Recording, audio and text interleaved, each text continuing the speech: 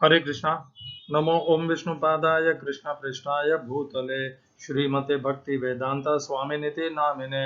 हरे कृष्ण कृष्ण कृष्ण हरे हरे, हरे राम राम राम हरे हरे। श्रील ऐसी भक्ति वेदांत स्वामी प्रभुपाद की जय। आचार्य महात्मा गांधी जी की जय। हरे कृष्णा। भगवद गीता 2020 में आपका स्वागत है। प्रसंग चल रहा है चौथे अध्याय का। भगवान यज्ञ के अनेकों प्रकार के यज्ञ का उपदेश दे रहे हैं, ज्ञान दे रहे हैं, उनकी विस्तृत जानकारी दे रहे हैं। आज की श्लोक संख्या चौथे अध्याय का 30वां श्लोक। और पिछले श्लोक में भगवान ने बताया था, प्राणायाम को भगवान ने यज्ञ कह दिया है पिछले श्लोक में। अपाने जुह्वति प्राणम प्राणे अपानम तथा परे प्राणापान गतिरुद्ध्वा प्राणायाम परायणाः अपरे नियताहाराः प्राणान प्राणेषु जुह्वति। अपान वायु को प्राण वायु में तथा प्राण वायु को अपान वायु में अर्पित कर देते हैं। इस प्रकार प्राण तथा अपान की गति को रोक करके प्राणायाम में का आश्रय ले लेते हैं। प्राणायाम नित्य करते हैं और प्राणों के ऊपर नियंत्रण करते करते वे अपनी इंद्रिय मन और बुद्धि के ऊपर भी नियंत्रण करने में सक्षम हो जाते हैं। इस प्रकार और इनसे भी अलग जो योगी जन है, वे अपने आहार के ऊपर नियंत्रण करते हुए अपने प्राणों को प्राण में ही अर्पित कर देते हैं। तो कुछ योगी जन तो वे हैं जो केवल प्राण वायु पे नियंत्रण करते हैं, और कुछ योगी जन वे हैं जो प्राण वायु के साथ में अपने आहार पर भी नियंत्रण करते हैं। इस प्रकार के योगियों की विधि तथा यज्ञ की विधि भगवान ने 29वें श्लोक में बताई। अब 30वें श्लोक में भगवान इन यज्ञों के विषय में हमें बता रहे हैं। सर्वे अपि एते यज्ञविदः यज्ञशपितकल्मषाः यज्ञशिष्टा अमृतभुजः यान्ति ब्रह्म सनातनम। हिंदी अनुवाद गीता यथारूप श्रील प्रभुपाद। यज्ञों के फल रूपी अमृत को चखकर परम दिव्य आकाश की ओर बढ़ते जाते हैं। हे कुरुश्रेष्ठ, जब यज्ञ के बिना मनुष्य इस लोक में या इस जीवन में ही सुखपूर्वक नहीं रह सकता, तो फिर अगले जन्म में कैसे? English translation Gita as it is Swami Prabhupada. Having tasted the nectar of the remnants of such sacrifice, they go to the supreme eternal atmosphere. O best of the Kuru dynasty, without sacrifice one can never live happily on this planet or in this life. What then of the next life? इस श्लोक में प्रयोग किए गए संस्कृत शब्दों के अर्थ हैं सर्वे, सभी, अपि, ऊपर से भिन्न होकर भी। ऐसा तो नहीं कह सकता मैं। अपि का साधारण शब्द तो अर्थ तो यही है, यह भी। एते, ये, यज्ञ विदः, यज्ञ को जानने, यज्ञ के प्रयोजन से तथा यज्ञों को अच्छे से जानने वाले, यज्ञ क्षपिता, यज्ञ करने के कारण शुद्ध हुआ, कल्मषाः, पाप कर्मों से। दूसरी पंक्ति यज्ञ शिष्ट, यज्ञ शिष्ट है, ऐसे यज्ञ करने के फल का, अमृत भुज है, ऐसा अमृत चखने वाले, यान्ति, जाते हैं, ब्रह्म, परब्रह्म, सनातनम, जो नित्य आकाश, सनातन जो ब्रह्म है उसको प्राप्त होते हैं। इस श्लोक का तात्पर्य गीता यथारूप स्वामी प्रभुपाद द्वारा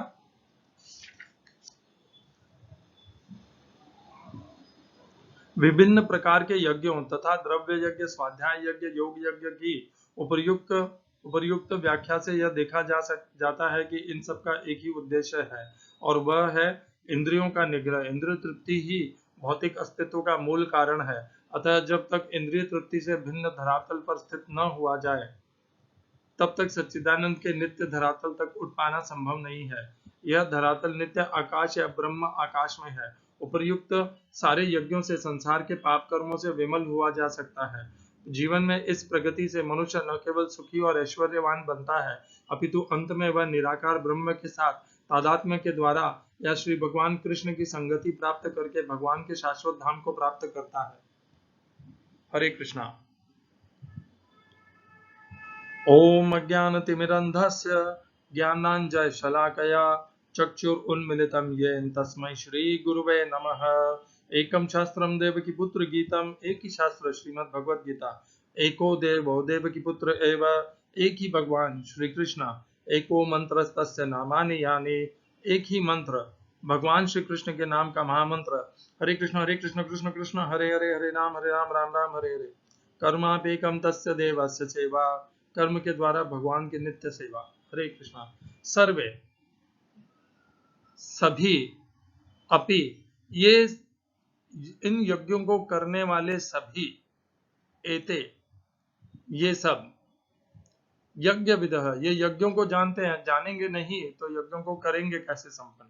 तो यज्ञ विदः इसीलिए उन्हें कहा गया क्योंकि वे यज्ञ के प्रयोजन को जानते हैं, यज्ञ किस प्रकार से करना है वह भी जानते हैं, तथा यज्ञ को करने की उनके अंदर रुचि भी है। यज्ञ क्षपित, यज्ञ से वे शुद्ध हो जाते हैं।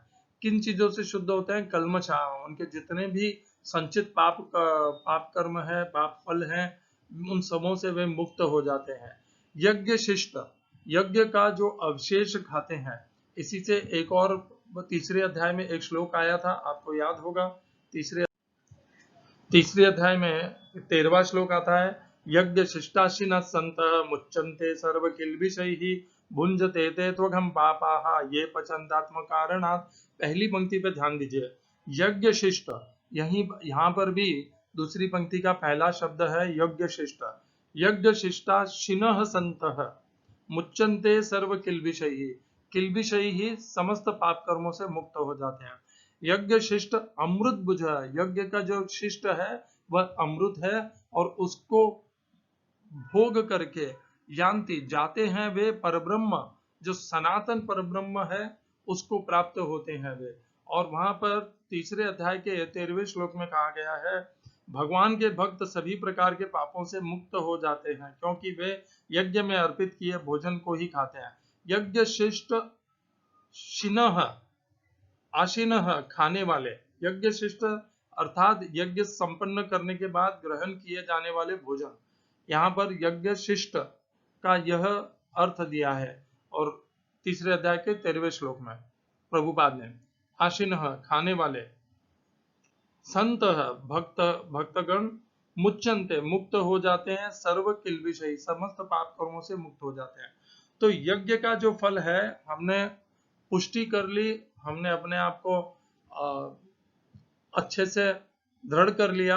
तीसरे अध्याय के 13वें श्लोक में भी भगवान यही कहते हैं कि यज्ञ का जो अवशिष्ट खाते हैं वे समस्त वे अमृत ही खाते हैं और उस अमृत खाने के कारण से उनके सारे जितने भी पाप कर्म है उनका नाश हो जाता है और वे मुक्त होकर के परब्रह्म सनातन परब्रह्म को प्राप्त होते हैं।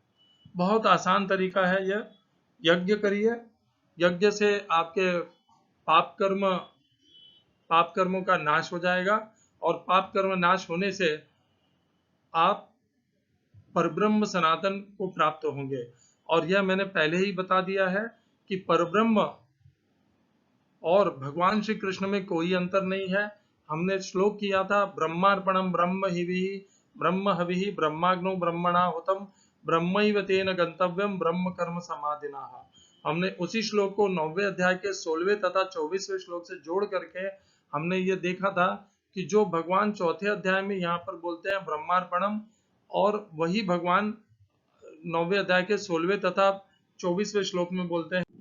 9वें अध्याय के 16वें श्लोक में भगवान बोलते हैं, अहम क्रतुर अहम यज्ञः स्वदा अहम औषधम मंत्रोहम अहम वाज्यम अहम अग्निर अहम हुतम। मैं ही क्रतु हूँ, क्रतु अर्थात वैदिक अनुष्ठान कर्मकांड की वो जो विधि है, पद्धति है, उसे क्रतु कहा जाता है। मैं ही यज्ञ हूँ, मैं ही यज्ञ की स्वदा हूँ, मैं ही औषधि हूँ। यज्ञ से उत्पन्न जो अमृत यहाँ पर जिसका वर्णन हुआ है वही वहां पर उसे औषधि कहा गया है। मंत्रो, यज्ञ करने का मंत्र भी मैं ही हूँ। और मंत्रो हम अहम अहमे वाज्यम, वाज्यम शब्द का अर्थ होता है आज्यम घृत, अर्थात यज्ञ में जो घी डाला जाता है, जो आहुति दी जाती है उसे आज्यम कहते हैं। अहम आज्यम अहम अग्निर अहम हुतम, मैं ही अग्नि हूँ और मैं ही अर्पित आहुति देने जो दी जाती है वह हूँ। और 24वें श्लोक में भगवान बोलते हैं, अहम ही सर्व यज्ञानां भोक्ता च प्रभुरेव च न तु माम अभिजानन्ति तत्वेनातश्च वन्तिते। भगवान कहते हैं कि मैं अर्थात भगवान, अहम शब्द का अर्थ 9वें अध्याय के 16वें तथा 24वें श्लोक में भगवान स्वयं के लिए कह रहे हैं, भगवान श्री कृष्ण के लिए कह रहे हैं।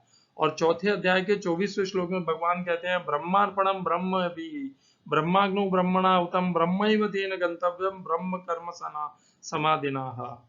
ब्रह्म को अर्पण करते हुए जो ब्रह्म हवि ही, ब्रह्म को अर्पित किया करते हुए जो यज्ञ किए जाते हैं, विधि की जाती है, और ब्रह्म ही उसकी हवि हवि है, ब्रह्म ही अग्नि है, ब्रह्म ही आहुति भेंट है, और ब्रह्म ही को ही वे प्राप्त होते हैं।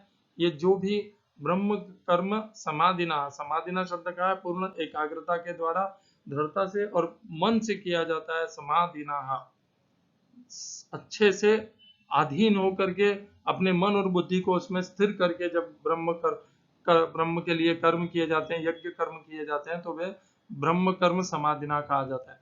और ये भी ब्रह्म को प्राप्त होते हैं। और भगवान 9वें अध्याय के 16वें और 24वें श्लोक में कहते हैं अहम ही सर्व यज्ञानाम भोक्ता च प्रभु रेव च, मैं ही समस्त यज्ञों का भोक्ता तथा प्रभु हूँ। तो अर्थात परब्रह्म और भगवान श्री कृष्ण एक ही हैं, अलग अलग नहीं है। निर्विकार निर्विशेषवादी उन्हें परब्रह्म कहते हैं, और जो सकारवादी सगुणवादी है वे उन्हें ही भगवान श्री कृष्ण कहते हैं।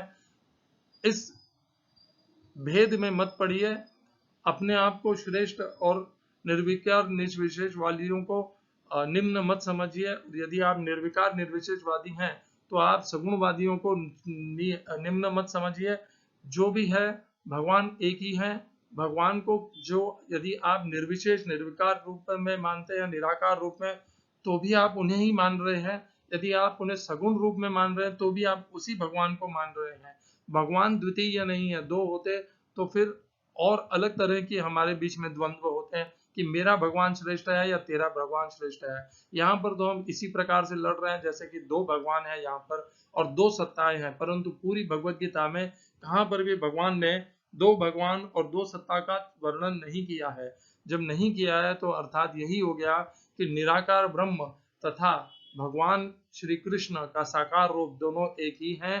दो सत्ताएं भगवान की नहीं है, एक ही है। आप जिस भी भाव से पूजेंगे भगवान आपको उसी भाव में प्राप्त हो जाएंगे। ये भेद बुद्धि, एक दूसरे को ऊंचा नीचा समझना, मान अपमान करना, यह सब सांसारिक लोगों को शोभा देता है। आध्यात्मिक लोगों को, भक्त गणों को, योगी जनों को यह बिल्कुल भी शोभा नहीं देता। ऐसे निंदनीय कर्मों से अपने आप को बचाए रखिए। आपका गुरु, गुरु शिष्य, गुरु भाई आपको कुछ भी संस्था आपको कुछ भी सिखाए, अपने आप का नियंत्रण करना, अपने आप को समझ में रखना, यह आपका उत्तरदायित्व है।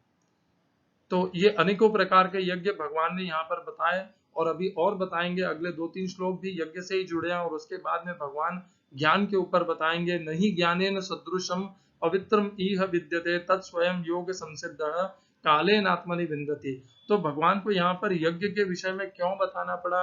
आप सोचिए, इसके पहले भगवान क्या बता रहे थे? भगवान पहले कर्म के विषय में बता रहे थे।